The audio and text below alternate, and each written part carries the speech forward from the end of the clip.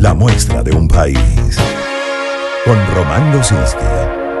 Bien, y gracias por acompañarnos en la señal de éxitos. Hoy es la segunda entrega de este nuestro seriado, La muestra de un país. Nuestros invitados se mantienen. Les presento ahora de una manera distinta, es decir, en un orden diferente. John Magdaleno, politólogo, máster en ciencias políticas, especialista en análisis de datos, director de la consultora Polity. Tenemos a Osvaldo Ramírez Colina, analista político, director de ORC Consultores, y Luis Vicente León, economista, presidente de Data Analysis, profesor en la UCAP, la Universidad Católica Andrés Bello, y en el IESA. Gracias por acompañarnos de nuevo. A ver, partiendo de la conversación de ayer en la que poníamos sobre la mesa cuáles son esos problemas que para los venezolanos son los más importantes hoy. Hicimos algún histórico también. Hablemos de programas sociales, programas que fueron puestos sobre la mesa por varios gobiernos en el pasado y en el presente, hoy llamadas misiones para tratar de dar solución a algunos de esos problemas. John, algunos de los más recordados, pero sobre todo algunos de los más exitosos que tenga fresco en la mente, misiones o programas. En fecha reciente no hay duda que la misión Barrio Adentro fue de mucho éxito en el sentido de que tuvo mucha penetración. Otra cosa puede decirse sobre la calidad del servicio que se prestaba en los módulos de Barrio Adentro, que por cierto, para que la gente lo tenga claro, no es otra cosa que la creación de una nueva red de atención primaria. Eso es lo que significaba Barrio Adentro. Lo que eran antes, en otros tiempos, la red de ambulatorios, que esencialmente era una red de atención primaria. ¿Por qué? Por una razón muy sencilla que han demostrado los especialistas en salud pública. La gran mayoría de los casos, yo no recuerdo si la cifra era entre 70 y 80% de los casos, no se requiere que sean atendidos en hospitales. Pueden ser atendidos en una red de atención primaria. Entonces el planteamiento... Además es que el impacto, ¿sí? Que tiene tener algo tangible a la vuelta de la esquina, claro. ¿no? Al lado de mi casa. Sí, claro, y ese era el impacto político de opinión pública. Antes de la misión Barrio Adentro se implementa la misión, ¿cómo se llamaba? La alfabetización Robinson. Esa es la primera misión que crea el gobierno, y luego la de segundo mayor impacto y penetración, diría, fue Mercal. Eso está bastante bien registrado en las encuestas, incluso las de Data Analysis. Cuando yo trabajaba en Data Analysis, eso se midió con cierto detalle, cuando coordinaba la Univos de Data Analysis. Y claro, es importante tu pregunta porque esto hay que ponerlo en contexto. Las misiones son una respuesta política a un problema de imagen que tenía Hugo Chávez. Es decir, un problema cierto de imagen en la coyuntura de crisis que media entre los años 2000 y 2003. ¿Y fueron concebidas igual con fines políticos en el pasado? Sí, claro. Si nos vamos a la historia de los programas sociales, el primer gobierno que implementa programas sociales de mayor impacto y penetración es el de Pérez, la primera administración de Pérez. Claro, por cierto, asociado con un caudal de recursos que provenía de ingresos por exportaciones petroleras en virtud del aumento de los precios del petróleo. Es decir, que ahí parece una correlación, haber una correlación entre aumento de los recursos públicos disponibles y el financiamiento de programas sociales, evidentemente. El segundo periodo que yo recuerdo en el que se implementan programas sociales de forma significativa es en el periodo de Jaime Lucinchi. De hecho, Lucinchi, que experimenta en el año 86 una crisis de imagen, crea un conjunto de programas sociales y con eso logra incrementar tanto su nivel de aprobación como su popularidad, que son dos cosas distintas. Es decir, Lucinchi cierra con un nivel de popularidad interesante, vamos a llamarlo así, gracias a los programas sociales que crea. Esto que se ha llamado como la magia de Carlos Croes no es tal cosa, sino se echa mano de mayor volumen de gasto público. Ese es el verdadero secreto. Carlos Croes fue un excelente comunicador, pero no, la magia es que se echa mano de mayor volumen de recursos públicos, incluso a riesgo y al costo de disminuir las reservas internacionales. Esa es la verdadera historia. ¿Hay algún dato, Osvaldo Ramírez Colina, que pueda respaldar cuál de estas políticas en el pasado o en el pasado reciente ha sido la más exitosa, pero no de cómo fue percibida, sino que en efecto haya tenido, ¿sabes?, que ha dado respuesta a algunos de estos problemas, realmente? Mira, hay dos medidas para medir el éxito de cualquier programa social. Primero es la cobertura, hasta dónde yo logro alcanzar un nivel de población. Y luego es, efectivamente, si logro alcanzarlo, qué tan recurrente puedo ser con ese programa.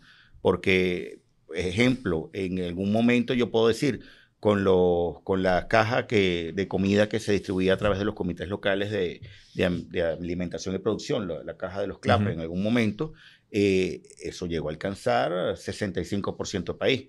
Pero la frecuencia terminaba siendo, si uno buscara un promedio móvil terminaba siendo cada 45 días. Entonces hay gente que decía, bueno, bien, me estás dando, me estás complementando mi alimentación, sobre todo además en un periodo crítico, recordando lo que fue el periodo 2016, finales de 2016, el 17 con fuerza y levemente el 18, en donde había problemas importantes de escasez.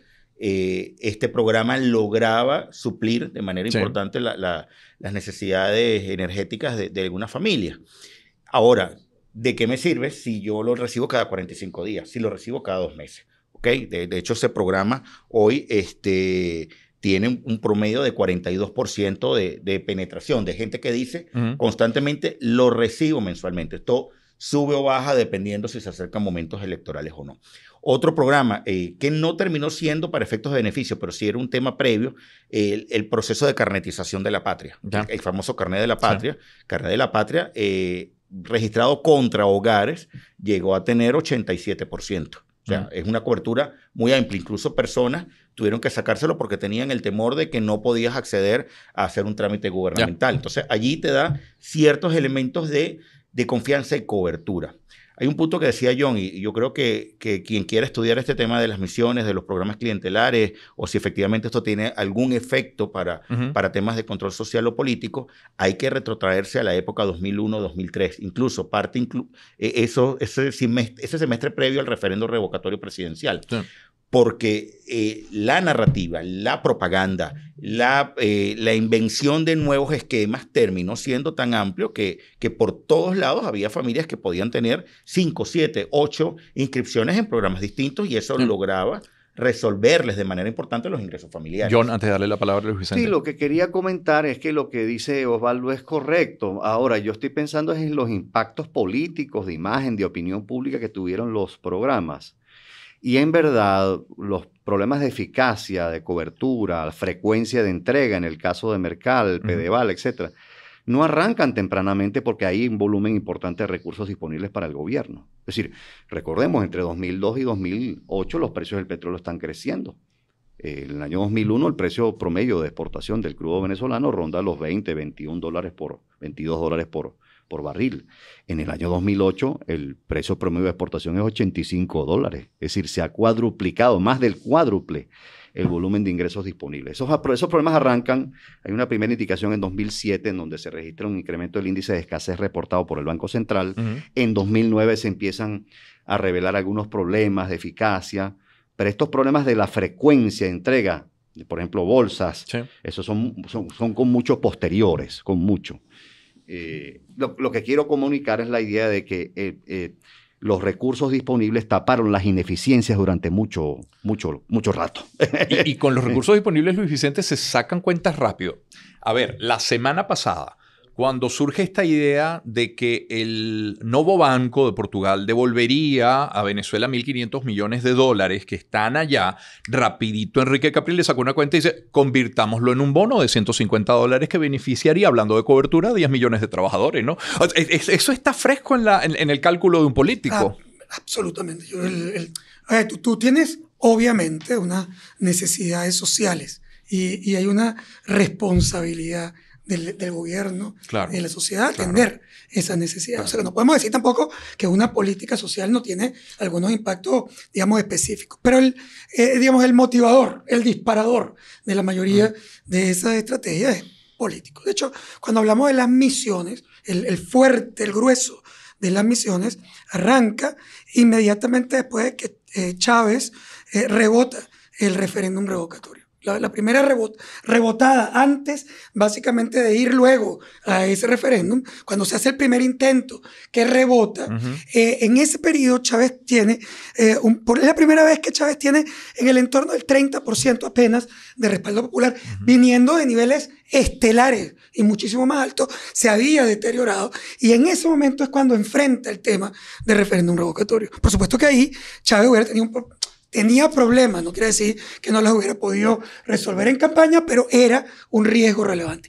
Y él, desde el momento en que rebota el primer intento de referéndum hasta el referéndum revocatorio, es la etapa estelar de las misiones en Venezuela. Él relanza completo su estrategia de conexión popular y de acompañamiento alrededor de esas sanciones. Y ahí estoy de acuerdo totalmente con el planteamiento de John. Ahí tenía recursos, básicamente, para poder de alguna manera jugar en ese juego. Como decía Osvaldo, el éxito, pues si lo podemos medir político, tiene un primer impacto, ¿sí? Porque a lo mejor no le sirvió a nadie, pero generó un impacto positivo en la imagen del proceso. Por ejemplo, John y Osvaldo han nombrado las misiones como de mayor penetración, como bueno, Mercal, el Barrio Adentro, que además tuvieron impactos muy importantes, Barrio Adentro, porque la gente se sintió que el gobierno la acompañaba, que estaba metido además en su propio problema. Y bueno, Mercal, porque en efecto tuvo una penetración muy importante que deriva luego en los Mercal, los CLAPS, etcétera, que son una misión sumamente importante. Pero cuando nosotros estudiábamos en cualitativos el tema de misiones, para que tú veas que una de las más importantes era una que tenía una baja penetración, y era la misión vivienda. Es decir, la misión vivienda, ¿cuánto podía cubrir? O sea, no importa cuánta vivienda tú hicieras, el porcentaje de la población atendido, esa esperanza estaba ahí. Claro, porque tú veías en tu barrio a alguien que le estaban entregando un apartamento, una casita, una vivienda, que era fundamental, era vital en tu vida. O sea, ese sí era un cambio fundamental. Entonces, ese elemento generó muchísima expectativa de conexión con gobierno. Ahora, si nosotros nos mudamos del pasado al presente, fíjate que yo te diría que las misiones como las conocíamos han perdido mucho terreno. Han perdido terrenos, primero porque no hay plata. Entonces, por supuesto, con problemas presupuestarios relevantes, es difícil tirarte un barranco de procesos muy masivos. No es que se han eliminado, pero son bastante más pequeñas. ¿Dónde concentró el gobierno el mismo concepto de la misión del pasado? Para que tú veas que fue en la recuperación económica, en el concepto perceptual de que la economía se venía recuperando entre el año 2021 y 2022.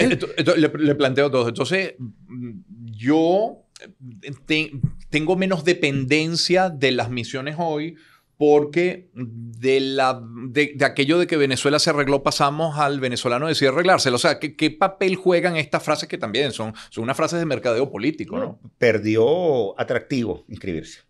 ¿Por qué? Porque ya no me genera ingresos.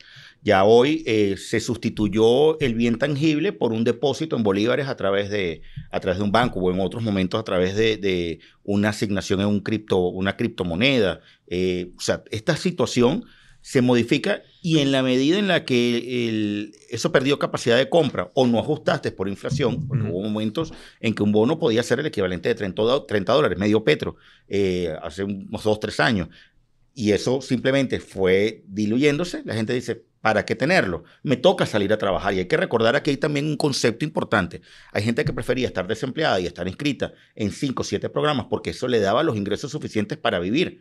Hoy ya sabes que tú no puedes depender de eso. O sea, lo que necesites para vivir va a depender de tu esfuerzo personal. Y yo creo que en parte de esta transición económica que ha tenido Venezuela, a mucha gente le cayó la locha, permíteme usar esa expresión, de que la única forma de surgir es mediante el empleo propio y los emprendimientos, o empleándose con otras personas. John, entendiendo que entonces hay un vínculo directo entre una misión o programa social en el pasado y el impacto o efecto político que ella pueda tener.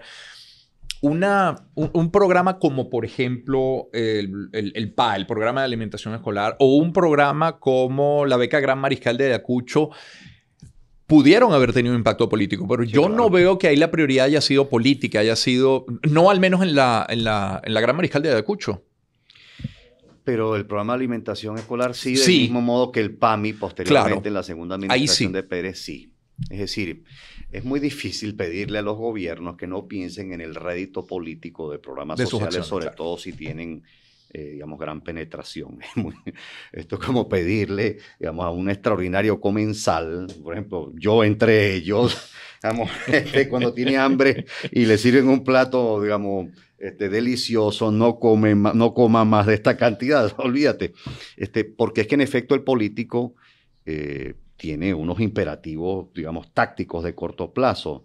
Mientras mayor su popularidad y mientras logra una mayor legitimación sociopolítica, bueno, eso le da más margen de maniobra para tomar decisiones costosas que pueden ser no necesariamente bienvenidas entre sectores de la población. Entonces, sí, hay un... Y te repito, la correlación no es nueva.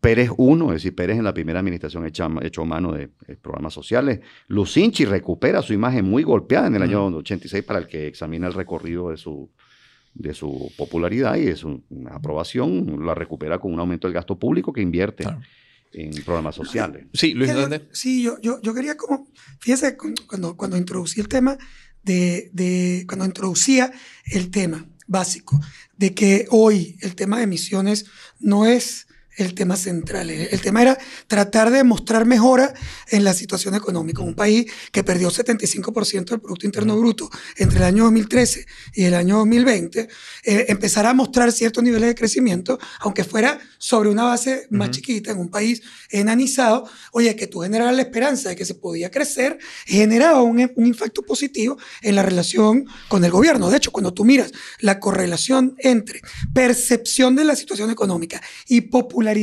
de Maduro, sube. O sea, la popularidad de Maduro sube entre el 21 y el 22, vinculada a la mejora en la percepción de la situación económica. Eso podría explicar, por ejemplo, que hoy, cara a la elección presidencial, que teóricamente es en el año 2024, es decir, digo teóricamente porque, bueno, eso dice la Constitución, pero eso no está convocado, eso no sabemos, eso es una incertidumbre. Pero lo que parece claro es que tú hoy le ofreces al gobierno venezolano resolver los recursos congelados en el exterior para financiar el fideicomiso de las Naciones Unidas, para dedicar todos esos recursos. Tú mencionaste los 1.500 del nuevo banco. Mira, la probabilidad de que el gobierno te agarre eso hoy, incluso si pudiera usarlo para planes sociales, es muy baja en comparación a lo que él realmente está buscando. Él está buscando recursos frescos para poder invertir y generar reactivación que le conviene desde el punto de vista electoral en el 24. Por eso, por ejemplo, para empezar, la probabilidad de que esos 1.500 millones que tú has mencionado vayan a programas sociales directos a través de las Naciones Unidas es más o menos un límite que tiende a cero. El gobierno venezolano acaba de ganar un caso legal. Claro. Ese caso legal lo gana en un juez que dice que él es el dueño de esos reales. Entonces, ahora le toca a Estados Unidos resolver cómo eventualmente evita que un país independiente democrático de las Naciones Unidas, de la Comunidad Europea, Unión Europea, decide que esa plata el banco se lo tiene que entregar a su legítimo dueño, que es el gobierno de Venezuela. A través del BAN de sancionado, que por eso figuras del gobierno han dicho, no nos va a llegar el dinero. El dinero lo tengo yo y es tuyo. Y el juez dice que es tuyo. El banco no puede evitar ese proceso. Ahora va a venir el rollo legal alrededor de las sanciones, los compliance, no sé qué, pero conceptualmente el tema es distinto completamente a otros recursos congelados de Venezuela. Aquí ya no están congelados. Esos recursos ni están congelados, y en el país donde están, el juez acaba de decir que se lo entrega a su dueño. El banco no puede decir que no se lo va a entregar. Ahora, el gobierno venezolano, su rollo es conseguir que banco le recibe esos recursos. No que el Novobank se los dé, sino a dónde se los manda. El Novobank no tiene opción. Si yo estoy en Lisboa y el juez me dice se lo manda, cuando Estados Unidos venga, yo le digo, anda y dígale al juez que me obligó en mi país donde yo tengo que cumplir o voy preso, anda y dígale usted que lo sanciona. Pero yo tengo que cumplir el orden legal. Esos procesos, digamos, están más vinculados a la búsqueda del dinero fresco que a la acción social. Para cerrar.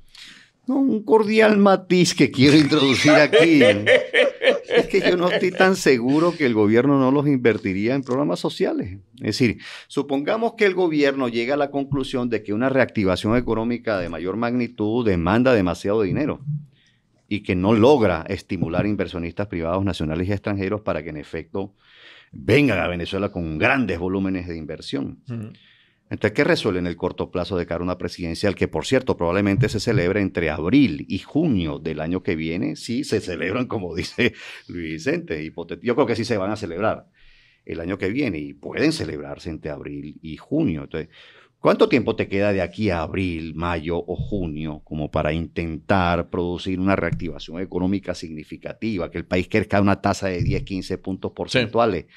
Entonces yo no estoy tan seguro que el gobierno, conociéndolo, lo que pasa es que tiene muy mal precedente, desde luego, pero conociéndolo, yo no estoy tan seguro que se negaría a utilizar por lo menos una parte de esos recursos en la revitalización de una parte de esos programas sociales. No, solo agrego, aclaro que no, yo estoy de acuerdo. Me refería a que no es probable que él permita que sea otro el que la genere. Claro. O sea, es cómo quiero la plata yo. Después cómo la gasto, es decir, para generar actividad es otra cosa. Claro. Pero el plan social de las Naciones Unidas, el PAM, no, olvídate eso. O sea, yo le quiero aquí. A ver, si lo lleváramos a un tema estrictamente político, es más efectista y en el corto plazo tratar de impactar una población que está afiliada a mí o que es no alineado para traérmelos electoralmente a tratar de subir los números que puedo tener en el momento. Y quizás el chocolate es muy atractivo para hacer eso en vez de hacer un proceso de reinversión que pasa por otras cosas en materias estructurales. Osvaldo, mañana miércoles en nuestra tercera entrega de La Muestra de un País, nuestro seriado de esta semana, comenzamos contigo. ¿Y de qué va el programa de mañana?